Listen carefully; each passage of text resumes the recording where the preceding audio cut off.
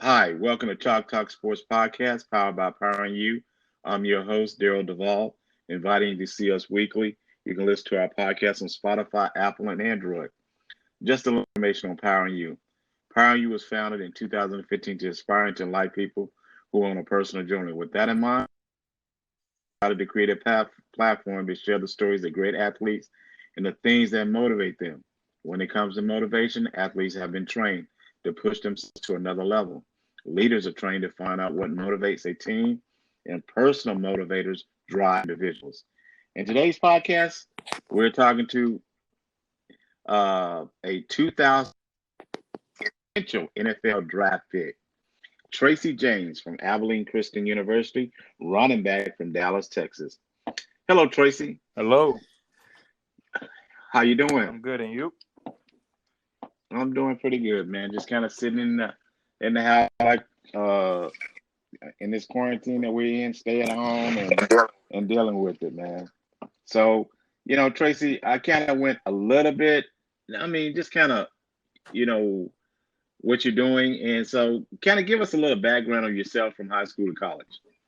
I was born in Minnesota, and so I played football up there my freshman year in high school, and I originally moved to Texas in like fifth grade, but then we moved back up there for my freshman year, and football was just too easy up there, so then I told my mom I decided just to come back down to Texas football, because I feel like I'll get better exposure. So then I went to Woodrow Wilson in East Dallas, and then played there for about 3 years, got a couple offers, and committed with Abilene Christian. And then once I got to Abilene, I redshirted 1 year and then earned my spot, and the rest was history with Abilene. So let me ask you a question. I mean, I know Abilene was not the. Did you have several schools that were looking for you besides Abilene? I'd say it was just due to injuries at that to my big schools. So in the end, I was only left with ACU, Prairie View A&M, and a couple of other smaller schools. But all my big schools dipped out on me. And again, going back to what made you decide on Abilene Christian? What made you say, "Hey, this is a place that's gonna, I think I can really to the next level." Uh, it's because they were still developing, and I seen a future in that, you know. So they're now developing into Division 1. So I was like, okay, if I come in, I could be the leader of this new transition into Division 1, and that's exactly what I feel I did for ACU. I helped it develop. So, you are preparing yourself for the draft 2020, and I know, you didn't think that this is going to be in a situation where we are in right now. And so, what have you been doing to prepare yourself for the draft? Just for the draft, I've been keeping a tight conversation with my agent, with my trainer, um, praying a lot, things like that, staying in shape. Just right now, it's just a waiting game. So that's all we can do is just wait for right now. And how are you dealing with COVID-19 and working out? Now, that's going to be that's the interesting part, working out and dealing with this. Yeah, it's very hard. I mean, I can't train at my gym anymore, so I have to learn how to improvise, you know? So just a lot of home workouts. I have a couple of like insanity tapes that my trainer approved that I can use, and I'll do stuff like that.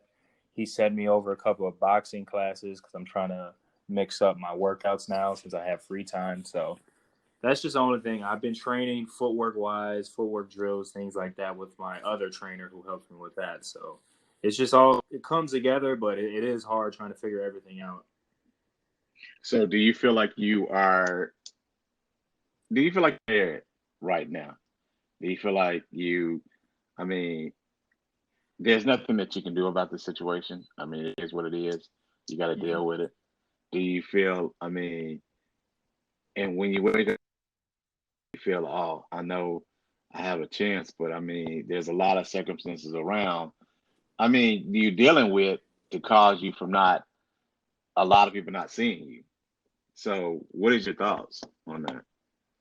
Well, so I can't say much, but I had a team who just called my agent and saying because of the coronavirus, they're not able to get me out there for private workouts. And with private workouts, they also do physicals on you. And since they can't get a physical on me, it forces them to not being able to draft me because they can't put too much risk into that drafting. But they say I'm number one on their board, so they said after draft, most likely they want me as a PFA. So stuff like that, that's what gets to you because now you're like, dang, if coronavirus didn't happen, I'd most likely be getting drafted at the grade they wanted me at the round that I was looking at. So thinking about, but at the end of the day, it's out of my control. So got to keep it So, moving. And at least I know I have a shot at the NFL. so you bring that up. So right now, before this situation was happening, where would they hit you? Where did they have you kind of? What round did they have you at? I was projected around fifth to sixth round, and then some teams at seventh. But now, Okay. since they're not able to get physicals on you, because that's a big thing, is physicals. So since they weren't able to get one on me, they said like they can't. So we tried working around it, seeing like, hey, what if we get a physical out here in Dallas? But teams want it with their own doctors of their facility organization. So one What more about squeeze down. what about private workouts with Abilene Christian? Have you done anything with them? Your school on kind of one-on-one workouts with the where they can actually come and see you? Has that even been brought up? No, the NFL banned NFL teams from scouts traveling That's right. anywhere. So That's it's right. impossible for them That's to right. come. So the only thing you can do is have your agent and combine with other agencies or big facilities and have your own pro days and record it and send it out. And that's what we did. And so I want to kind of talk about, the process of you picking the right agent and how was that process? Process was pretty stressful. I mean, it took around, I think, like a month and a half to 2 months just downing it. I mean, like diving down into who really fits. Like I went from like 13 or 14 agents and I just narrowed it down week by week by week to try and find out who do I really want. And then at the end, I decided to go with Nathan Shackelford from Higher Calling Agency just because hardworking, like from how the company is based off of Christian faith and family. So that's why I chose him. It was less of a business and more focused on the people in the agency. And so, and I know he's from Dallas. That's a good thing. He's not too far from where you live. Is that right? Yes, sir. And so I also want to throw this in. What is your thought on the developmental league and your thought on what happened with AAF and XFL, where that might have been an opportunity just in case something happened in the NFL? How do you feel about that? I mean,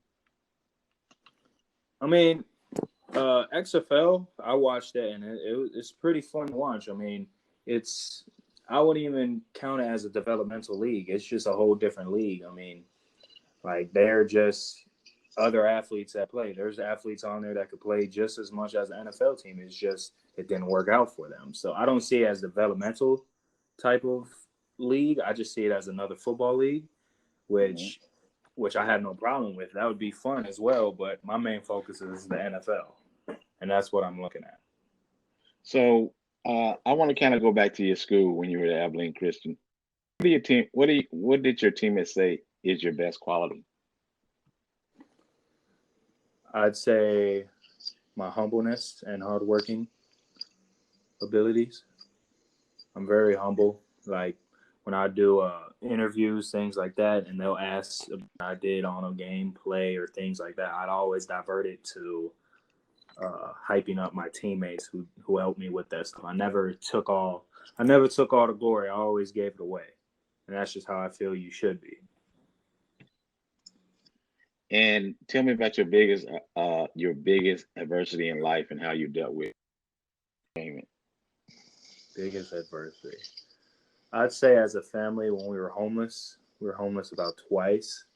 and that just took a lot out of us just to get through. And now we're here, and now I'm potentially about to get a lot of money from the NFL over my career. So now it's just all coming back for us. You know, you got to get through the worst times to get the best back. So that's what we're going through now.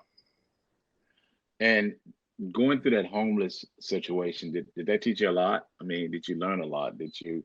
Um, did you grow up real quick? And I'm not trying to say that you didn't grow up, but Yeah. I mean, you saw a lot. You woke up, and so I'm just curious I think it taught on me these.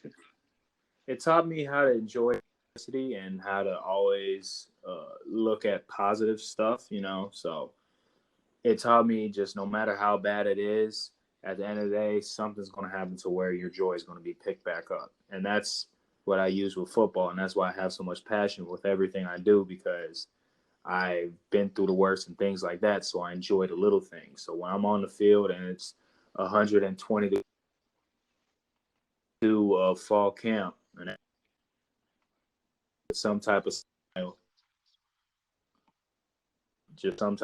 just enjoying it, because at the end of the day, it's not promised. So Right. that's what that situation helped me with. So basically, in a nutshell, what we're going through today is really just peanuts compared to some of the stuff you've gone through in the past. Am I correct? Oh yeah, it is. Yeah, right now we are not tripping at all. We are fine and dandy over here. We're just chilling. I mean, we were sleeping in hotels. We were at shelter. We slept in a car. I mean, we just bought this house, 165, 185, whatever $1,000 house in October. So we're fine where we're living right now. We're still So, breathing. so what is your most important trait you have, physical or non-physical, to help you succeed in the next level? Come again? What is your most important trait you have that will help you to succeed in the next level? I think my passion. My passion is very strong. Like everything I do, I'm going to give 110%. And most people say that, but they don't always give it. I'm going to give it when you're looking and when you're not looking. I'm going to give my passion for something on and off the field. It doesn't matter. And then I kind of asked this question, what motivates you? And I think that kind of goes back to what you just said, your passion and also, going through the situation of being homeless. Um, is that correct? Or I'm not Yes, even, that's definitely correct. and who has been your biggest influence on your life and explain why? Definitely my mother. She just because everything we went through has been me and her with it, and she just always taught me how to work hard, how to wake up before everybody and do your work before everybody, finish before everybody, be the first in the building, last to leave, things like that. And she always taught me that just from her doing it by herself. So she'd be my biggest and influence. And and what was the most memorable play of your college career? Most memorable play. I'd have to say my redshirt freshman year when we played Air Force. It was our first game, and that was my first game in college, and I was nervous as heck. You know, you're playing in front of 48,000 people, and Right. my first pass, I take it 78 or 76 yards for a touchdown. So that was my most memorable play. Oh, so you are that's right, because you basically they throw it in the backfield and you just ran it. Is that Yep. right?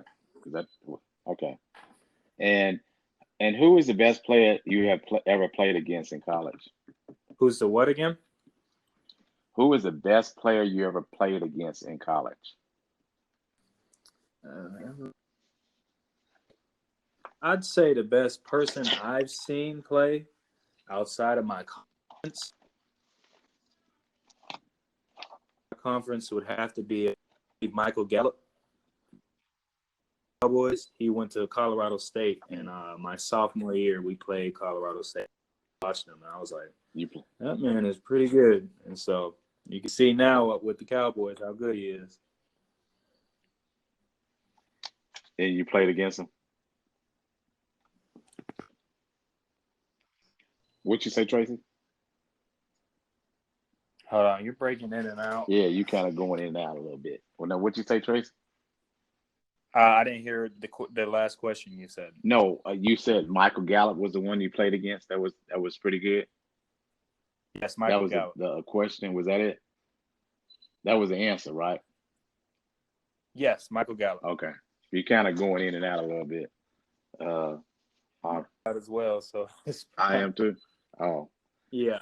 and so I kind of want the last two questions I have for you is on social media. I kind of want to throw that in there.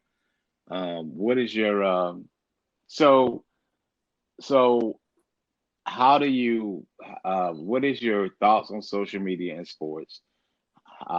Were you taught in college how to brand yourself, how to speak the right way? And I know this from your mother probably is TD. Just kind of give me your thoughts on it, how you have basically used it as a tool to get your message out.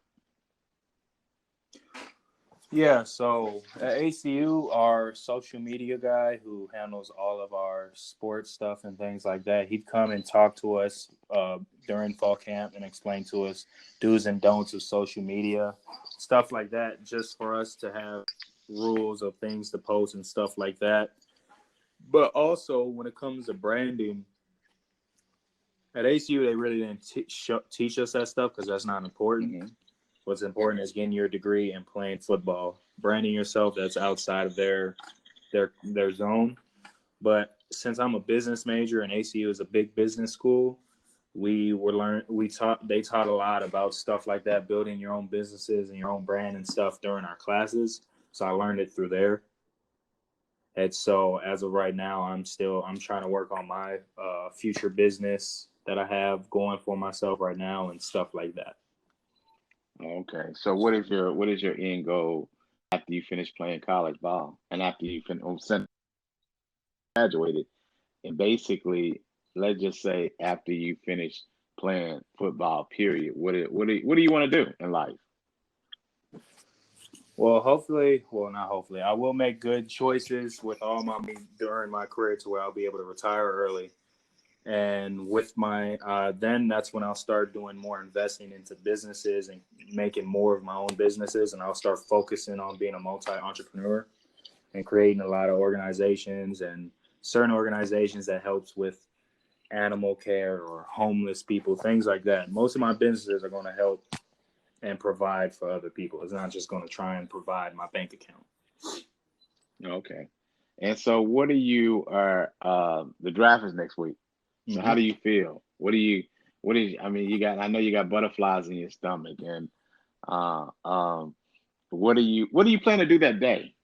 I'm just curious. I mean, yeah, I That do got day butterflies, you know. So there's only like 2% of athletes get to play in the NFL. And from my phone call yesterday with the team who called me, at least I know I'll be on a team. So that gives me a little hope. That gives me a little hope like, okay, so I'm good. I'm set. I know I'll be on a team. It's just who now. But coming up for that weekend, I don't know what I'm doing. My mom wants to have a little party and things, but I told her no. I might just really be in my room or go work out, something like that, something to get my mind off of it. And once the call comes, the call comes. oh, I you don't want to want to do a worry Zoom about it. call? You want to do a Zoom call, man, or get some chicken, some wing stops added in there. That's what some people are saying. One guy said, "I'm gonna do wing stops," and man, I mean, and again, you like you said, only 2% actually make it. Um, the first round is kind of and this year it's a little different, man, Yeah. because we're doing it in a different way. The Zoom, I mean, but and then on top of that, when it starts getting to uh, the first round, and then and that takes what? That A takes whole night. yeah, the first round, Yeah. and then after that it started going rolling like a ball. I mean, and Yeah. it just so again, this is going to be a different situation of the zooming. I think one of the agents out of South Lake, he was talking about how his one of his guys, I mean, ESPN has been trying to they send him video to him and not video but a camera so they can trying to figure way just to get his thoughts on it, or his Yeah. expression once he gets drafted and everything. So, um, but again, man, Tracy, I want to thank you for taking the time out of your busy schedule, Yes, sir. and I'm praying for you. I know you're going to be on a team to again take the time to be our guest um, on Powering You. Um, Again, that's all today. I'm Daryl Duvall, your host. Thanks for listening to Chalk Talk. Take care and come back next week. All right, Tracy. You have a good day, man. Yes, sir. You too.